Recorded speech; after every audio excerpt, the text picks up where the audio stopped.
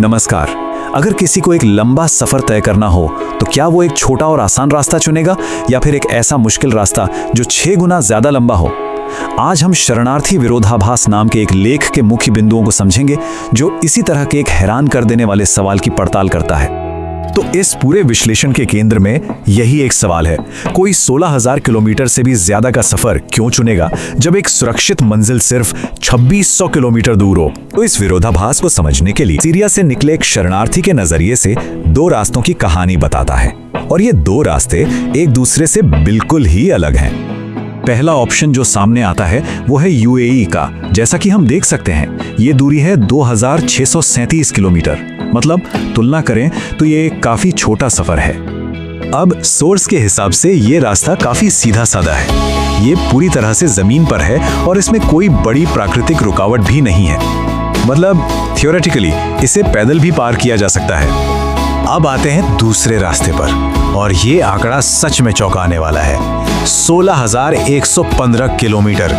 ये सीरिया से न्यूजीलैंड तक की दूरी है, पहले रास्ते से 6 गुना से भी ज्यादा। और बात सिर्फ दूरी की नहीं है, ये सफर एक विशाल महासागर के पार है, जिसे पैदल पार करने का तो सवाल ही पैदा नहीं होता।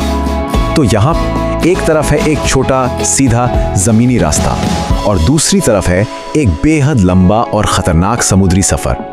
चॉइस तो बिल्कुल साफ लगनी चाहिए, है ना? और इसी तुलना के आधार पर बड़ा और हाँ काफी विवादास्पद सवाल उठाता है। यही सवाल इस पूरे विश्लेषण की नींव है। ठीक है, तो ये लेख सिर्फ भूगोल पर ही नहीं रुकता। अब यहाँ से तर्क को आगे बढ़ाया जाता है संस्कृति और रिश्तेदारी के एक और भी गहरे सवाल की तरफ। तो इस रिश्तेदारी वाले पॉइंट को और बड़ा करने के लिए सोर्स एक और नंबर सामने रखता है, 56। लेकिन ये 56 है क्या? तो ये 56 लेख के मुताबिक दुनिया के इस्लामिक देशों की संख्याएं। लेखक इस बात पर खास तौर से जोर देता है कि इनमें 7 अमीर खाड़ी देश भी शामिल हैं और कई देश ऐसे हैं जिनकी संस्कृति और धर्म सीरिया से काफी मिलते जुलते हैं। और इसी बात से हम आते हैं लेख के दूसरे बड़े सवाल पर, गैर इस्लामिक देशों को क्यों चुना जाता है? तो ये 2 बड़े सवाल तो उठा दिए गए। अब देखते हैं कि ये लेख खुद इन पहेलियों का क्या जवाब देता है।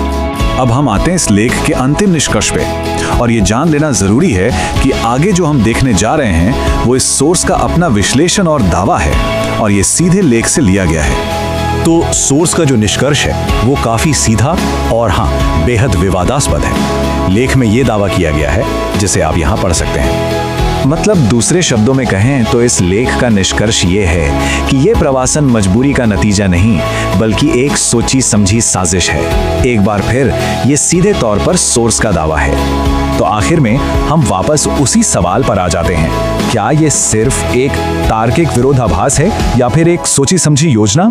ये लेख एक बहुत ही सीधा और विवादास्पद जवाब पेश करता है, लेकिन असल जवाब क्या है ये विश्लेषण हमें इसी सोच के साथ छोड़ देता है।